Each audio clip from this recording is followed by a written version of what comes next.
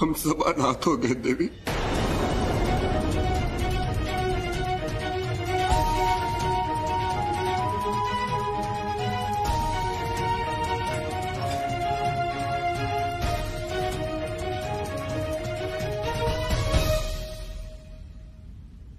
देवी, कौन आया है? नंदी जी, पुष्पनंद जी, शिवगण, आप सब यहां? स्वागत है आपका। नंदी जी, आप सब लोग इतने दुखी और उदास क्यों दिखाई दे रहे हैं? सब कुशल तो है ना? नहीं ऋषिवर, हम सबके जीवन में दुख और उदासी का चिरकाल तक रहने वाला घरा अंधकार छा गया। हमारा संबल समाप्त हो गया है, सहारा छिन गया है। मैं कुछ समझ नहीं पा रहा हूं नंदी जी।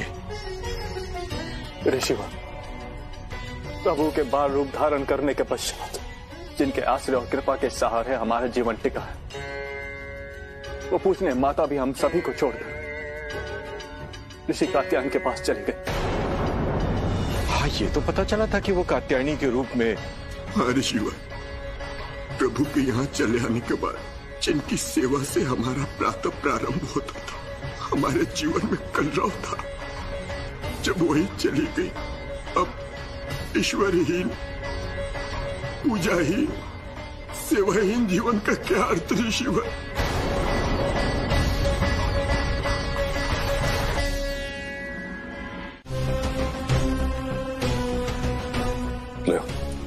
जिनकी बात कर रहे थे वो लोग आ गए। वृषभासुर, कहो क्या उपहार चाहिए? क्षमा कीजिएगा भ्राता, परंतु उपहार, प्रशंसा और प्रशस्ति पत्र पर केवल योग्य और सफल उम्मीदवार का अधिकार होता है। अजामुखी, क्या आशा है तुम्हारा? यही कि वृषभासुर असफल होकर लौटा है।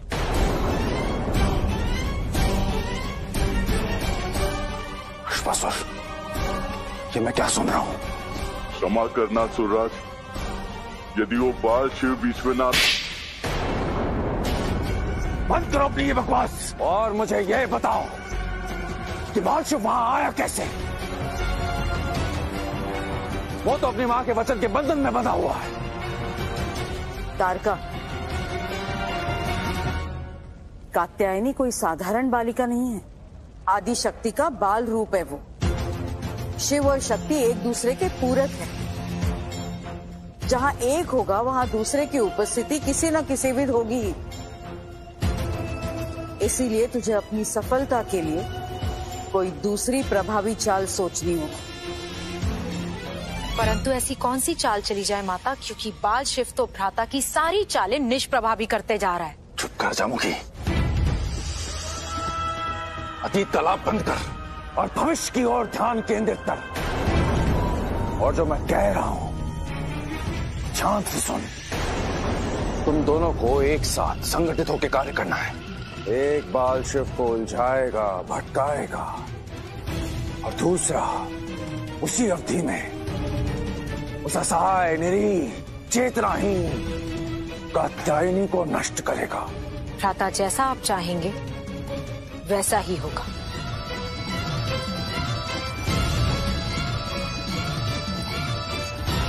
बाल शिव, तुझे मिटना होगा। मेरी सफलता और विजय के लिए तुझे मिटना होगा। महादेव और आदिशक्ति दोनों ही स्मृतिहीन और शक्तिहीन हो चुके हैं, और ऐसे में असुरी शक्तियां शांत नहीं बैठेंगी, अवश्य ही इस अवसर का लाभ उठाने का प्रयास करेंगी। और ऐसे में यदि किसी असुरी शक्ति ने माता का अहित कर दी तो इस ब्रह्मांड को विनाश के अंधकार में डूबने से कोई नहीं बचा पाएगा। इसलिए आपसे अनुरोध कि माता को मुक्त कर दीजिए और उन्हें वापस अपने स्थान पे भेज दीजिए।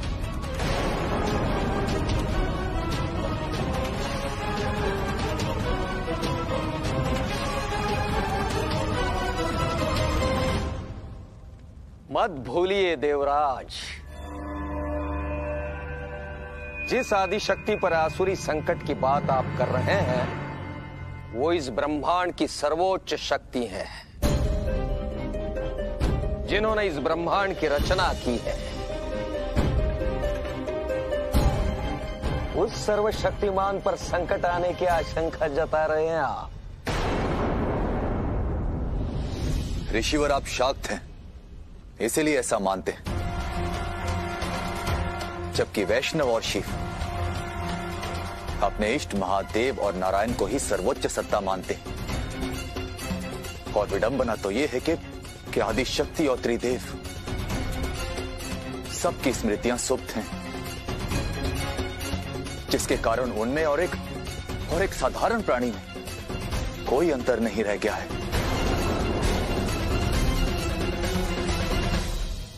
जाइए, जाकर त्रिदेवों की स्मृति और शक्तियां जागृत कर सामान्य और असामान्य के बीच का अंतर मिटा दीजिए और बचा लीजिए इस ब्रह्मांड को।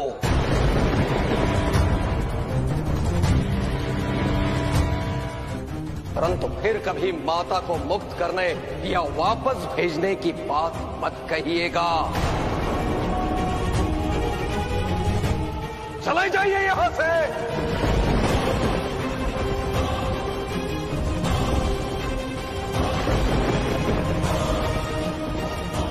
ठीक है ऋषिवर,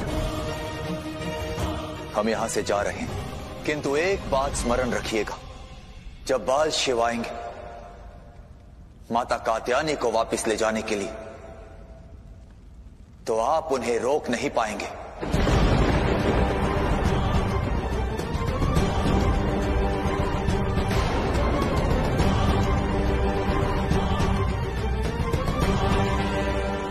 और वो पल शीघ्र आएगा।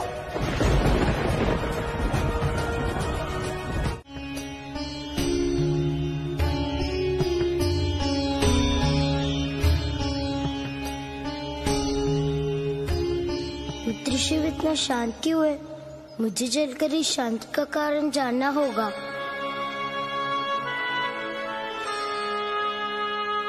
मित्र शिव, बिना ध्यान के किस ध्यान में हो? किसी ध्यान में नहीं मोर। कहो, जब से तुम पुष्प लेकर आए हो बिल्कुल शांत हो। शांति में भी एक कोलाहल होता है मोर। मैं उस कोलाहल के बीच चिर परिचित स्वर को पहचानने का प्रयत्न कर रहा हूँ। मैं अपने भीतर अपने उद्वेलन के कारण को जानने का प्रयास कर रहा हूँ मोर। कारण स्पष्ट है मित्र, तुम्हारे मन में मित्र के बाल रूप को देखने की उत्कट अभिलाषा है। उस स्थान पर जाकर भी तुम बिना देखे वापस आ गए, उसकी पीड़ा है। नहीं मोर, मुझे कोई पीड़ा नहीं है, क्योंकि मैं जानता हूँ कि संकल्प तोड़ने की पीड़ा से अधिक दुखदायी व्यक्तिगत पीड़ा नहीं होती। इसलिए तुम अपनी उस वेदना को दबाने की चेष्टा कर रहे हो, पर दब नहीं पाएगा मित्र। मेरी बात मानो, इस पीड़ा से मुक्त होने के लिए मन की इच्छा को पूरी कर लो।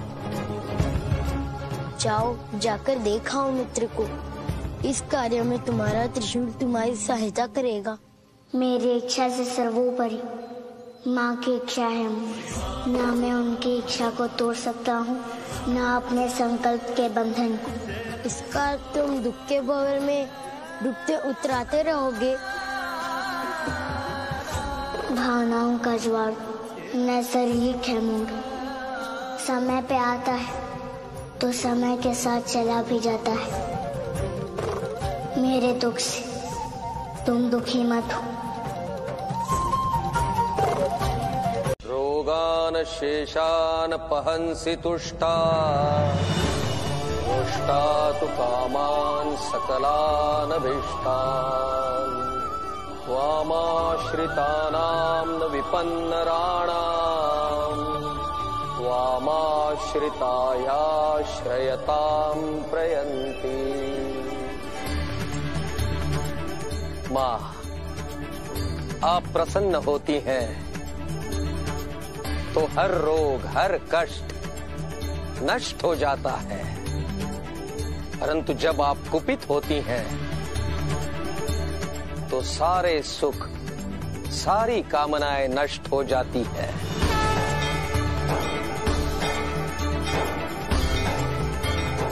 आपकी शरण में आने वाला दूसरों को शरण देने वाला बन जाता है। माँ, इसलिए ये रोगी जो आपकी शरण में आया है, इसका रोग हर लीजिए माँ। माँ, माँ मेरे कष्ट हर लो, माँ मेरे कष्ट हर लो। माता की शरण में आए हो तो कष्ट से मुक्ति तो अवश्य मिलेगी तुम्हें। इस संसार के समस्त प्राणियों के कष्ट हरने के लिए ही तो माता आदिशक्ति ने मेरी पुत्री के रूप में जन्म लिया है इस धरा पर। कल्याण करो माँ। माँ,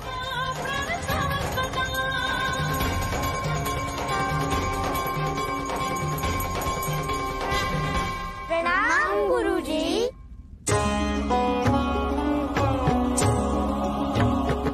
कल्याण वस्तु।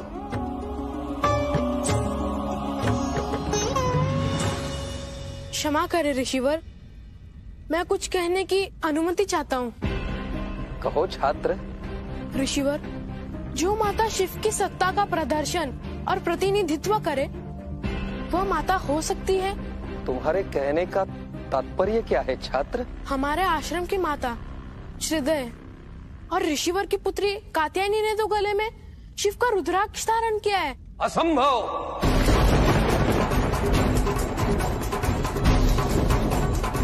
क्षमा करें ऋषिवर, मैं आंखों देख के कह रहा हूँ। मुझे तो वो कोई मायावी शक्ति लग रही है जो हमारी आस्था को चुनौती देने आई है। बस छात्र बस। मेरी पुत्री साक्षात आदिशक्ति जगदम्बा है, इसलिए मेरी पुत्री कात्यायनी के विषय में बोलने से पहले ठीक सोच विचार लेना।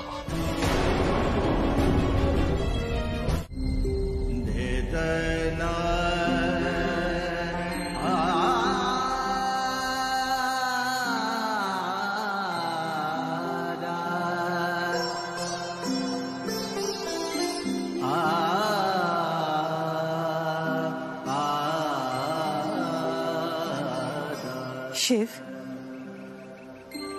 तेरे लिए भोजन लाई हूँ। भोजन करने की इच्छा नहीं है माँ, और जिस कार्य को करने की इच्छा ना हो उसे नहीं करना चाहिए।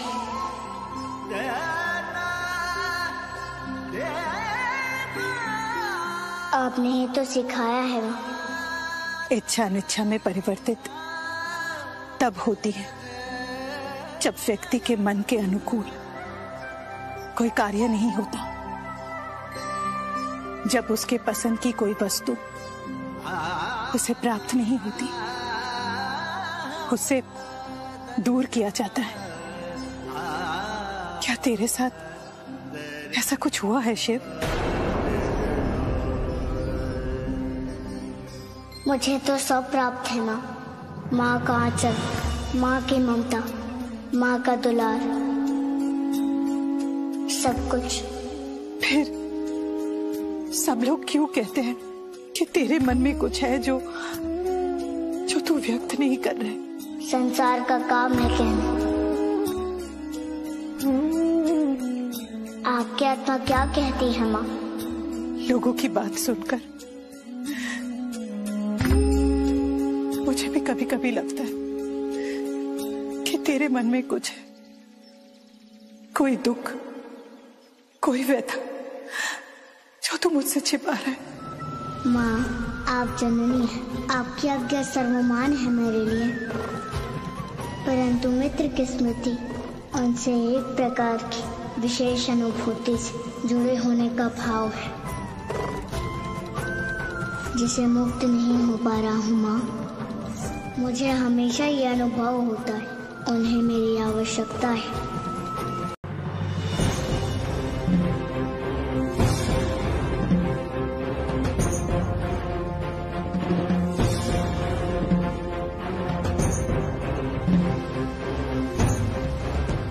माँ,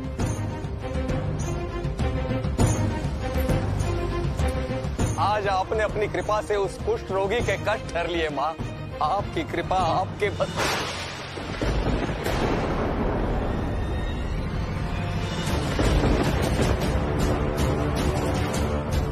माँ, ये क्या हो गया माँ? माँ, आपके शरीर पर ये क्या हो रहा है माँ? माँ, ये क्या हो रहा है माँ? माँ, ये आपके शरीर पर क्या हो रहा है माँ? माँ, ये क्या हो रहा है आपको? संदीपन, शीघ्रता से कोई वैद्य को लेके आओ। माँ, माँ, आप ठीक तो हो माँ? क्या हो रहा है आपको माँ? संदीपन, वैद्य जी, मेरी पुत्री को औषधि देके शीघ्रता से स्वस्थ कर दीजिए वैद्य जी।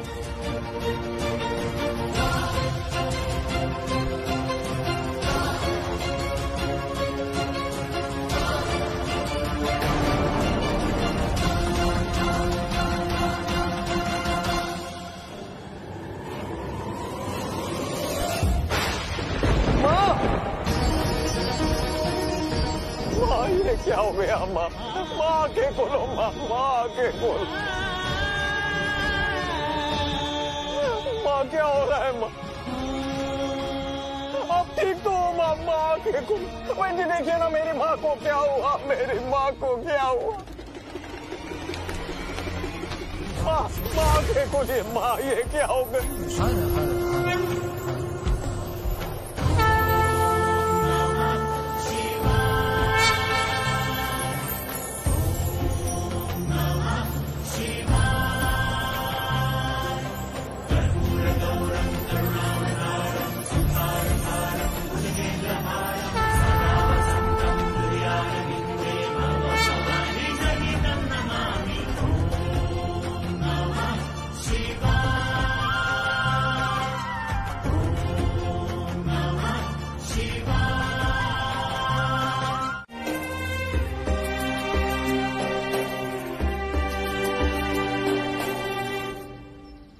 देवी, अरे ऋषिवर, आप आ गए। मैं कब से आपकी प्रतीक्षा कर रही हूँ। कोई विशेष कारण देवी? यहाँ सब कुशल तो है ना? सब कुशल है। मुझे आपको एक शुभ समाचार देना था। अति शीघ्र सुनाइए देवी। देवी अदिति के यहाँ से निमंत्रण आया है यज्ञ में सम्मिलित होने के लिए। ये तो अत्यंत हर्ष का विषय है देवी। ये यज्ञ कब है? 3 दिन बाद, पंचमी तिथि को। ओह, तो ठीक है, आप जाने की तैयारियां कर लीजिए और मेरे विचार से आपको कल ही निकलना होगा। यज्ञ में मैं अकेली नहीं जाऊंगी ऋषिवर, हम सबका निमंत्रण है। ऋषिवर, क्या सोचने लग गए?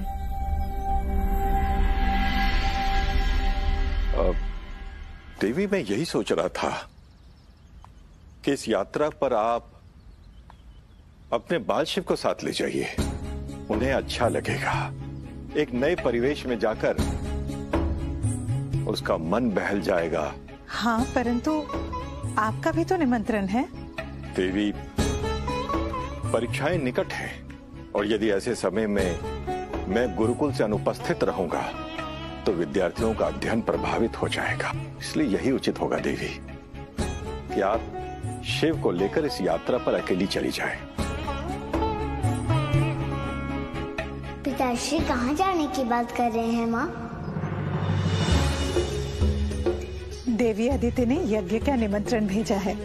वहाँ तू और मैं जा रहे हैं। कब जाना है माँ? कल।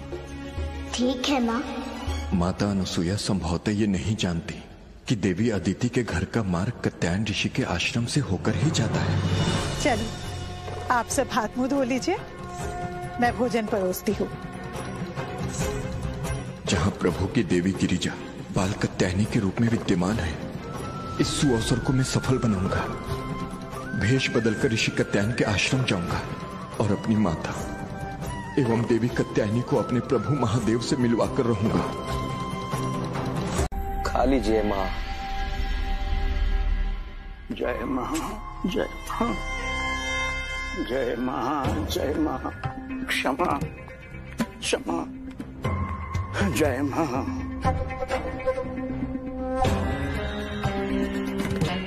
क्षमा माँ, आपकी शरण में आने में बहुत विलंब हो गया मुझसे माँ, परंतु मैं अब सब छोड़कर आपकी शरण में आ गया हूँ माँ। सदा सदा के लिए मैं आ गया हूँ आपकी शरण में माँ।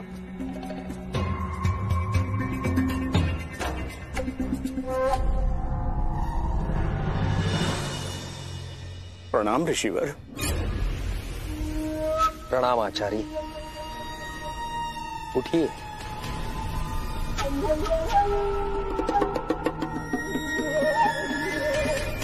आपके आने का उद्देश्य? सेवा के उद्देश्य से आया हूं ऋषिवर। आपके आश्रम में रहकर शिक्षा और मां की सेवा करना चाहता हूं। यदि आप मुझे ये सुअवसर देंगे तो मुझे हार्दिक प्रसन्नता होगी। समझूंगा मेरा जीवन सार्थक हो गया। आचार्य, आपके इस पुनीत भाव की मैं सराहना करता हूं। स्वैच्छिक सेवा कार्य से किसी को भी वंचित रखना अधर्म है। आज से आप हमारे आश्रम के शिक्षक हुए। ये मेरा शिष्य संदीपन आपको आपका कार्यभार समझा देगा। आपका बहुत बहुत आभार ऋषिवर।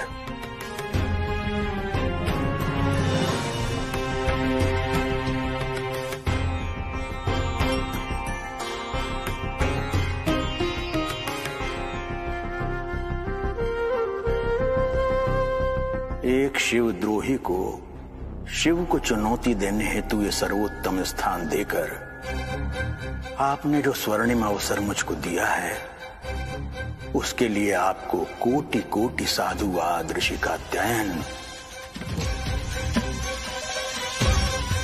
शिव, तैयार हो जा दंड पानी के हाथों परास्त होने के लिए। अस्तित्व मिटा दूंगा। अब मैं तुम्हारा इस संसार से शिव और अपना संकल्प पूरा करूंगा। यही सही अवसर है ऋषि कात्यायन के मन मस्तिष्क में शिव के प्रति शत्रुता का विष घोलने का। ऋषिवर,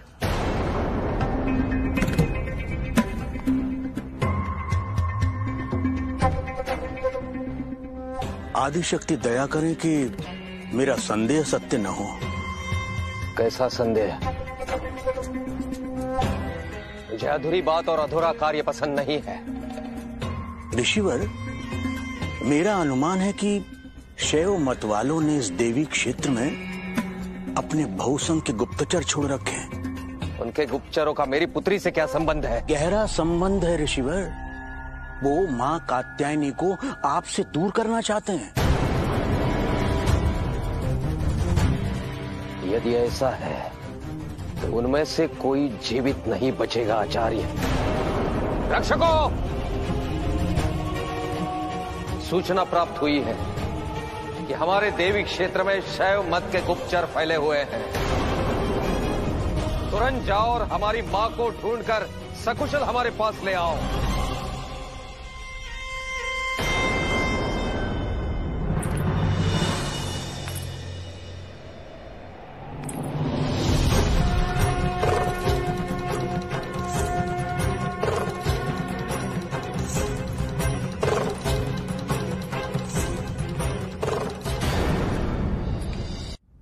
मां, मां, मां कहां चली गई थी आप?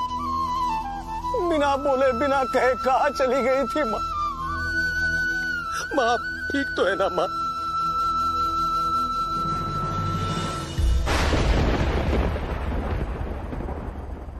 और ये क्या है आपके हाथ में?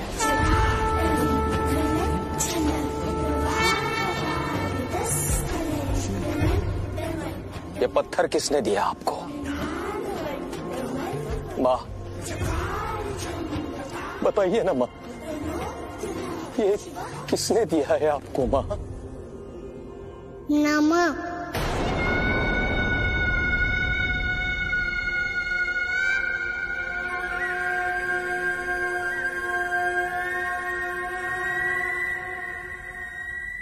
मेरा संदेह सत्य निकला।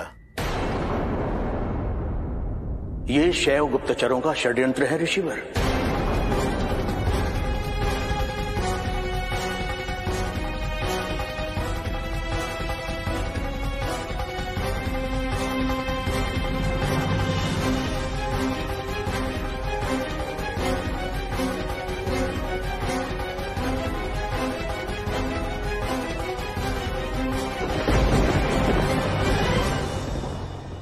संदीपन,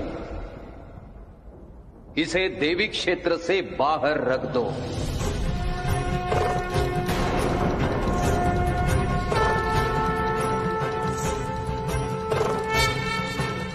आइए मां, आपके कक्ष में चलते हैं।